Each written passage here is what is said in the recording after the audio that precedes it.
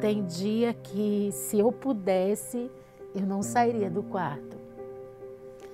Tem dia que, se eu pudesse, eu não tomava um banho, não escovava os dentes. Pode parecer, para as pessoas que estão de fora, vendo quem sofre de depressão, que está deitado, que está sem conseguir exercer suas atividades, pode parecer que a pessoa não está reagindo, mas na verdade ela está reagindo.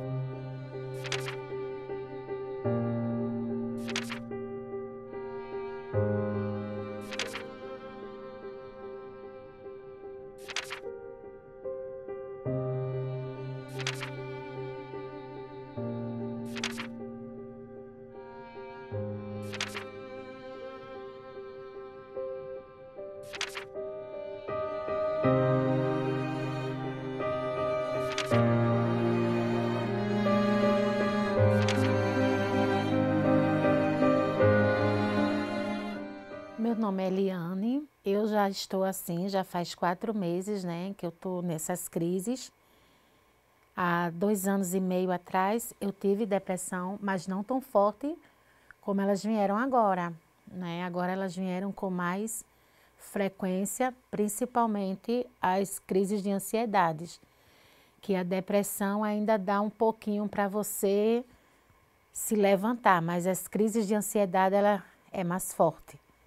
Então vieram 2 coisas juntas com crises mais fortes. Eu me chamo Beatriz, eu trabalho em recursos humanos, sou terapeuta holística também.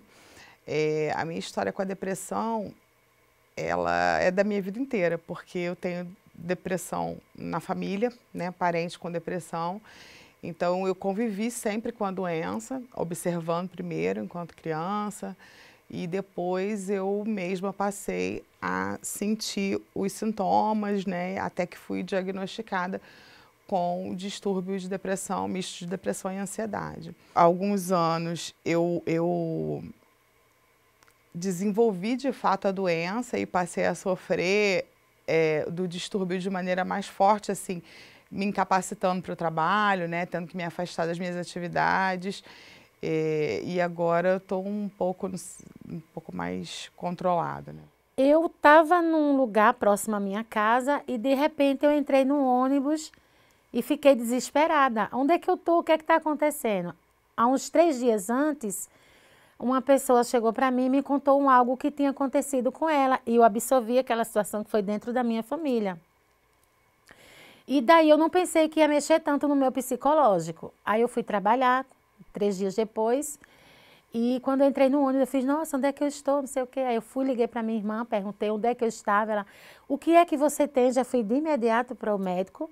E quando chegou lá, eles falaram que eu estava tendo crises depressivas. E eu imaginava que poderia ser crise de pânico. Ele falou que não, que era crise depressiva. Então, eu passei mais de 6 meses tomando remédio. Tomando remédios antidepressivos para poder dar uma controlada. Mas eu não tinha as crises de ansiedade que eu tenho hoje. A depressão é classificada como um distúrbio mental, né? E quando a pessoa ela tem algum baque, ela sente uma tristeza, quando ela vai crescendo, aumentando, ela já é diagnosticada como depressão. Porque ter tristeza é natural, a gente em algum momento sentir tristeza por alguma situação, até porque quando a gente vive no nosso dia a dia tem situações que disparam isso em nós. Mas quando isso cresce, você perde interesse, quer se isolar e ficar na sua, já é um dado que tem alguma coisa que não está legal. Com a minha prática de consultório, eu percebo que quando a gente, é natural o ser humano, quando ele ficar com raiva, se ele acumular isso e deixar isso crescer dentro dele, também pode desenvolver a depressão. O que eu estou querendo dizer? Que quando a gente vai analisar a depressão, eu sempre verifico alguma situação que essa pessoa passou por alguma raiva, algum desespero ali, para que a gente possa entender a raiz do problema, para tratar a depressão. Porque em alguns casos é preciso não só psicoterapia, como também medicamento. A psicoterapia, ela é bem-vinda, tem muitas outras técnicas também de autoconhecimento, mas o medicamento, dependendo do grau mesmo da insatisfação, da tristeza, ele tem que entrar. Mas é bom lembrar que não pode ser uma bengala. e que a pessoa tem que ter consciência do remédio que está tomando e vontade de eliminar essa bengala. Mas é importante também prestar atenção na família, como essa pessoa que está em tratamento, a estrutura da família, como funciona, porque a família ela pode ser um grande apoio ou não. Então, dependendo se a família é muito disfuncional, pode ser um problema. Mas o ajuste ele tem que ser com o indivíduo e o seu sistema familiar, social, identificar no trabalho, na escola, buscar redes de apoio. Recebo muito apoio porque a minha família é habituada, né? Tem um fator genético forte na minha depressão, né? A minha mãe sofre de depressão desde sempre, eu sou neta de suicida. A minha irmã sofre de depressão, né? Eu também, enfim. Então, na minha família, as pessoas conhecem muito disso, estão muito acostumadas. Eu não sou julgada, eu sou acolhida, né? Eu sou bastante acolhida na minha família, mas tem um lado ruim também, porque às vezes as pessoas que me acolhem também não estão bem. Há 4 meses atrás, agora, dia 27, vai fazer 4 meses que eu perdi meu sobrinho pela depressão. A gente nunca percebeu que meu sobrinho tinha depressão, né? Nós, no domingo, fomos lá na casa dele, até porque nossa família, ela não tem assuntos restritos. Ninguém esconde nada de ninguém. Somos uma família, assim, muito aberta. E no domingo nós fomos para lá, que foi o casamento da minha irmã, 2 anos de casamento, passamos o domingo com ele e começamos a falar sobre esses assuntos. Ele perguntou para mim: tia, o que é que você sentia quando você estava depressiva? E eu comecei a falar sobre isso. Não tinha tabu na nossa família, né? Isso no domingo, almoçamos, ficamos juntos. Quando foi na segunda-feira, 9h da noite, minha irmã liga e falou que ele tinha se suicidado, tinha se jogado do 12º andar. E ali eu fiquei sem chão. Foi como se eu tivesse levado um choque, como se aquilo ali não fosse real, porque você nunca imagina na sua vida alguém da sua família passar por isso. Aí é quando chega no grau do desespero. A pessoa ela sente tanto desconforto que ela acha que a única alternativa é realmente tirar a vida dela. Mas em geral ela também não vê sentido, né? Só que a gente soma o quadro da depressão, da falta de sentido, da tristeza, da raiva, como eu falei, mas a gente vê falta de afeto. Tem uma razão muito profunda aí. Então as pessoas que também têm essa carência e elas chegam no estado de muito desconforto, às vezes dor de abandono, rejeição, baixa autoestima, no impulso ela pode querer tirar a vida. Como também tem gente que planeja bem e pode até desistir. Mas no momento a intenção é essa, se livrar do problema. Ele tinha amigos, ele tinha notas maravilhosas na escola, ele não tinha assunto a esconder de mim, da irmã dele, da mãe dele. E com 17 anos, ele fez um aniversário antes de um mês e um mês depois ele fez isso. Então as crises comigo, quando eu cheguei lá num prédio, que vi ele lá caído lá no chão, e ali eu comecei a sentir as crises que eu tive antes, mas com mais frequência. Aí a gente tem que prestar atenção até em faixa etária. Porque a criança pode pensar, é porque a criança está ali passando por uma crise, é coisa de criança. E às vezes não é. Ela pode estar sem interesse, até para fazer as coisas que gostam. O adolescente, às vezes a pessoa pode dizer assim, é fase da adolescência, mas às vezes também não é. Quando sai muito do padrão, quando a pessoa ela começa a deixar de fazer as suas questões diárias e prefere ficar isolada, e você olha pelo corpo, o próprio corpo já mostra isso, né? Como a pessoa ela anda, como ela se sente, como ela se expressa. E também casos de idosos, às vezes as pessoas colocam assim, porque está na fase da velhice e pode estar desenvolvendo um quadro depressivo. Então a gente tem que prestar atenção e não fechar os olhos para isso. A gente tem gatilhos que a gente necessariamente consegue identificar, né? Hoje mesmo eu me sinto bem, né? Tô tratada, tô me sentindo equilibrada, mas eu sei que a qualquer momento, qualquer coisa pode desencadear novamente uma crise, né? E porque isso já aconteceu algumas vezes e a gente sabe, até porque o psiquiatra fala, o psicólogo fala, né? Que para a gente tentar, inclusive, para eu tentar identificar que tipo de gatilho que funciona para mim como um desencadeador da doença, da crise, né? Mas é difícil realmente, assim, porque pode ser N fatores. Qualquer coisa pode fazer com que você comece a sentir os sintomas.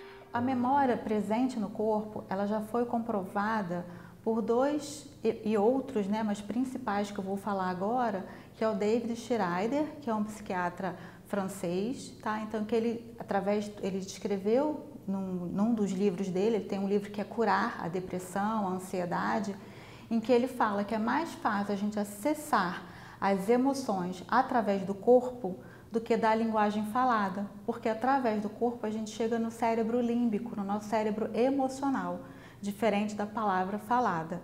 Então a microfisioterapia ela entra como um recurso, né, como uma dessas técnicas em que a gente pode atuar no corpo, na emoção, encontrar a emoção e ajudar, né, nos casos de depressão. Uma coisa que sempre me recomendam muito e que eu ainda não dei esse passo, é a questão do exercício físico, né? O meu psiquiatra, ele sempre fala da importância do exercício físico, da importância de ver o dia, o sol é muito importante, ver a luz do dia, passear, caminhar, né? Mesmo quando eu estava afastada e nos piores momentos, o psiquiatra falava para mim, eu estou te afastando do trabalho porque você não tem condições de trabalhar, mas não é para você ficar em casa deitada. À medida do possível, né, é para você tentar sair de casa, ir à praia, pegar sol, caminhar no calçadão, caminhar num parque, ver gente. Esse contato com a natureza com a claridade mesmo, com o dia, com a vida, é muito importante, né? Atividade física libera serotonina, né? E a gente está falando do hormônio do prazer. Então, aliado à psicoterapia, que também é um resgate do prazer, reconhecer você, quem você é, a pessoa que existe dentro de você, porque com o passar do tempo a gente se molda tantas questões do dia a dia para nos adaptar. Desde criança a gente já faz isso, né? Para sermos aceitos, que a gente pode perder o rumo dessa história e deixar de ser quem a gente é e perder o prazer. Então, a psicoterapia com atividade física e, se precisar de um medicamento, né, isso é uma boa combinação. E até porque, com atividade física, você vai buscar contatos, você vai buscar, se for uma academia, você pode ter a chance de conversar, conhecer outras pessoas, não fica isolado ali. É uma forma também de abrir espaço, né, para você melhorar. E o que me ajudou muito foram duas coisas. No meu caso, foi a religiosidade e foi a ocupação com coisas que me dão prazer, né? Então, assim, a religiosidade, não estou falando de religião necessariamente, mas da fé, né? De realmente me apegar. Eu tenho uma religião, mas eu não... Se eu tivesse que recomendar para alguém, eu não falaria necessariamente de escolher uma religião, mas de buscar uma fé dentro de você, alguma coisa que te fortaleça espiritualmente, né? Nesse sentido, isso me ajudou muito. E a outra coisa que me ajudou foi realmente eu me ocupar com algo, voltar a olhar para mim, voltar a olhar para as coisas que eu gosto de fazer. Hoje, o que me motiva são os meus filhos, e meus 2 netinhos que eu tenho e uma cachorra. A minha cachorrinha ajuda bastante. Eu, quando estou tendo crise, eu tenho uma casa lá onde eu moro, que temos uma laje. E eu subo para essa laje, fico lá com ela. E ali parece que ela sente o que eu estou sentindo. Ela senta do meu ladinho lá, e eu fico conversando com ela, eu fico chorando, ela fica lambendo o meu rosto. Então isso é muito importante para mim. Está comprovado que o contato com o animal não precisa ser necessariamente um pet terapeuta, mas o contato domiciliar, ele diminui o nível de cortisol, que é o hormônio do estresse, aumenta o nível de endorfina, que é a substância que dá a sensação de prazer, de bem-estar, né, para a pessoa. Então, isso pode estar muito relacionado às pessoas que vivem na depressão, né, que tem associação muito com a sensação de se sentir sozinho, e o animal faz uma companhia e cumpre esse papel, né, preenche essa lacuna. É muito importante quem tem depressão, quem tem essas crises, ter um animal por perto. É muito importante, porque você tem que se dedicar ali, naquele momento.